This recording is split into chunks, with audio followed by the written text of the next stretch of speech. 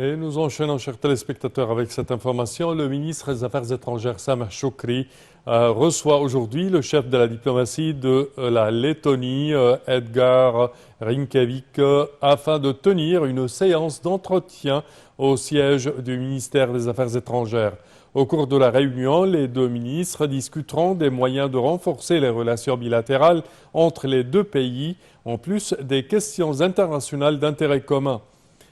À l'issue de la rencontre, les deux ministres tiendront une conférence de presse conjointe pour présenter les résultats des pourparlers.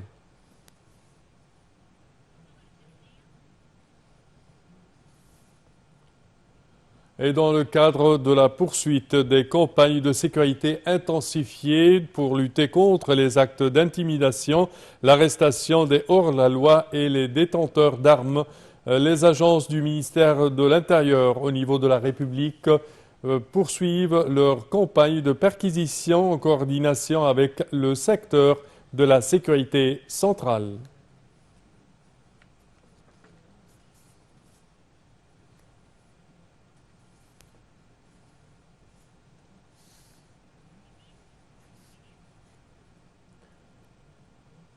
Et au cours de leur rencontre à Genève, la ministre du Commerce et de l'Industrie annonce le soutien et l'adoption par les ministres africains du commerce et la proposition égyptienne sur les défis de la sécurité alimentaire.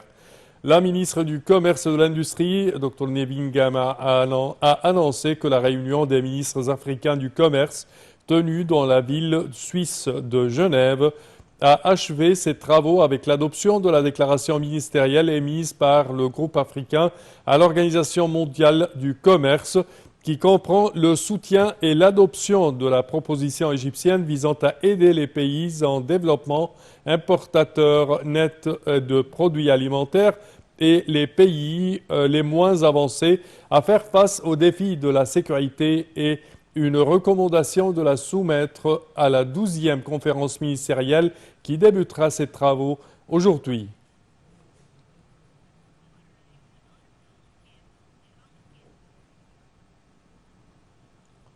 Et le ministère de l'Environnement a organisé des campagnes de sensibilisation dans la réserve naturelle de Wadi Degla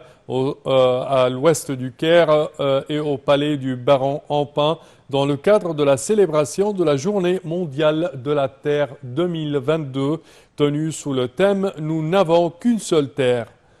Ces campagnes lancées conformément aux directives de la ministre, Dr Yasmine Fouad, visent à renforcer la sensibilisation à l'environnement, notamment les changements climatiques, et ce, à la lumière de l'accueil par l'Égypte de la conférence de la COP 27 prévue en novembre prochain et qui se tiendra dans la ville balnéaire de Sharm el-Sheikh. Et ceci conclut, chers téléspectateurs, notre édition d'aujourd'hui de Midi au Caire. Je vous remercie de votre attention et je vous donne demain rendez-vous avec une nouvelle édition. Au revoir.